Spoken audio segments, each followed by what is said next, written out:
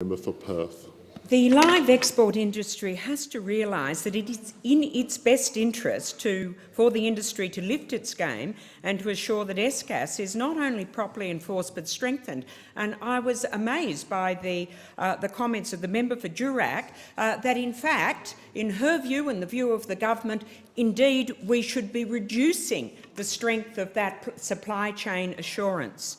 Now, the growers and all of those in the export chain cannot stick their heads in the sand just because they have a minister who is prepared to ignore the problem, because the community will not stay quiet.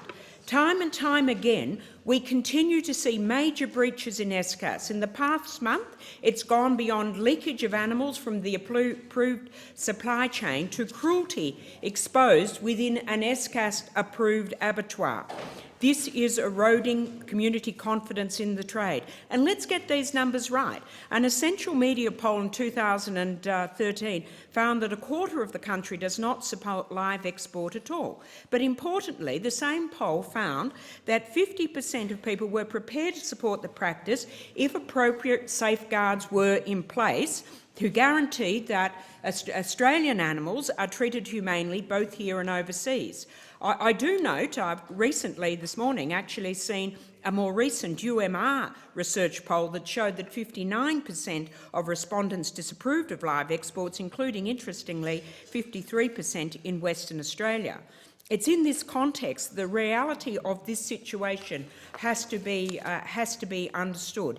Every time that footage emerges of our cattle being treated cruelly in an overseas abattoir, the community loses faith in the safeguards that we have put in place to protect these animals. Now, the government the ministers claim that ESCAS is working and that 99% of exported animals are treated humanely, but there is absolutely no transparency around this claim.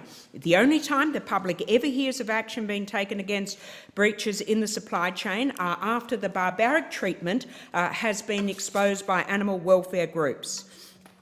Exporters have admitted that thousands of animals are outside the supply chains in Vietnam. When footage of sledgehammering emerged in April, the minister said that the incidents had been under investigation for the previous 2 months, but the treatment continued on a regular basis. And then we saw extraordinary when the latest information came out about the mistreatment in an accredited Israeli abattoir. The minister said, oh, it's a problem relating to stunning, whereas indeed stunning is not part of the practice of kosher slaughter, and so of course was not in play in the Israeli abattoir.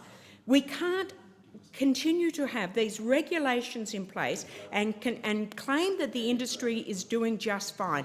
We need to ensure that these regulations are properly enforced.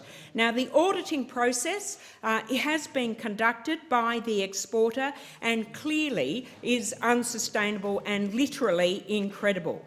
And that's why we need to strengthen the system. That's why we need an independent Inspector General of Animal Welfare and live exports to ensure that we do have some independence in the auditing and that we have this information brought before the Parliament and the public on a regular basis.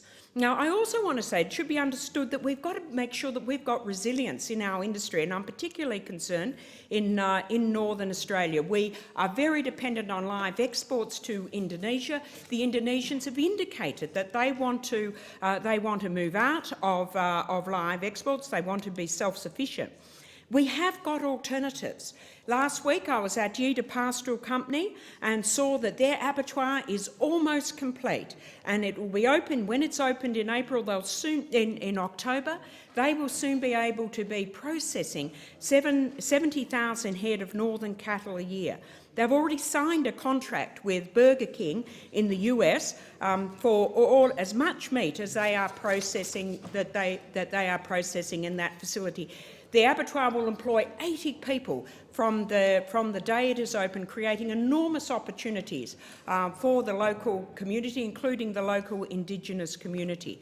So we have got the capacity to have alternatives to live export. But if we want those people that are in the live export industry, if you want this industry to continue, you have an obligation to enforce the